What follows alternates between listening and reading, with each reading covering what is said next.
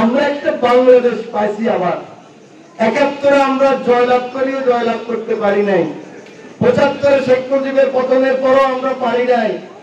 ৯০ আমরা জয়লাভ করেও পারি নাই। এই ২৪ যদি না পারি জীবনেও আমরা আর পারব না। এই ৫ তারিখের পর থেকে ওসি সাহেবরা কি ঘুষ খায়? আওয়াজ দেন, খাইলে কোন খায়, খাইলে না করলে খায় না, খায়। আপনারা বললেন না, ওনারা বলুক না, আল্লাহ আপনাদের বলুক বাইরে দিচ্ছে নাকি? পুলিশে ঘুষ খায় না খায় না? তহসিলদার ঘুষ খায় না খায় না? ইউনো অফিসে ঘুষ খায় না খায় না?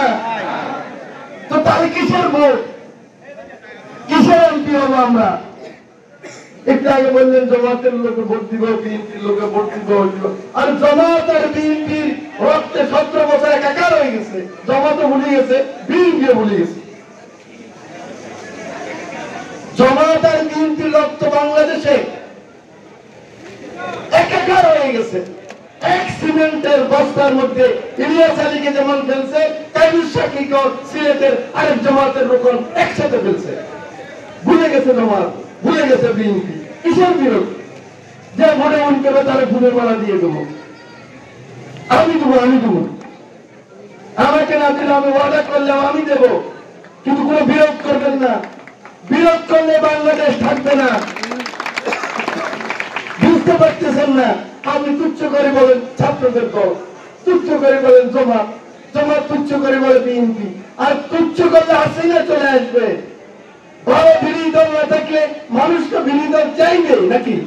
চাইবে না? আপনারা ঘুষ খাবেন, আপনারা মাস্তানি করবেন, আপনারা টেন্ডারবাজি করবেন, ইউনো সাহেব ঘুষ খাবে, ওসি সাহেব ঘুষ খাবে, তহসিলদার সাহেব ঘুষ খাবে। মানুষ কি বসে থাকবে নাকি?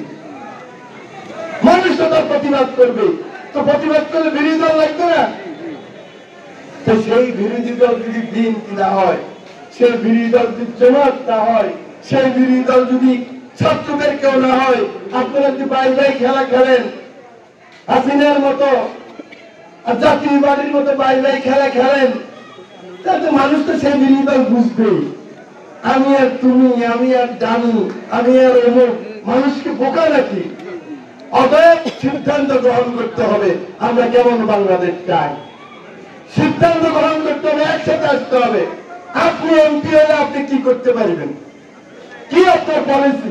ঘুষ কেমনে বন্ধ করবেন? ওসির ঘুষ কেমনে বন্ধ করবেন? রাজনৈতিক কর্মীর ঘুষ কেমনে বন্ধ করবেন? মানুষের কাছে বলতে হবে, মানুষ তার উপর রেটিং করবে।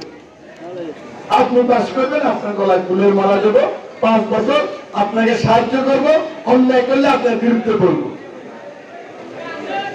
আমি পাস করলে আমাকে আপনি সাহায্য করবেন, অন্যায় করলে বিরোধী বলবেন। এটাই হল গণতন্ত্র। এই গণতন্ত্রের জন্যই 24-এ আমাদের ছেলেরা, শ্রমিক, ছাত্র, গণমানুষ, ডাক্তার, ইঞ্জিনিয়ার, হিন্দু, মুসলমান একসাথে জীবন দিচ্ছে। এটা আমাদেরকে মনে রাখতে হবে।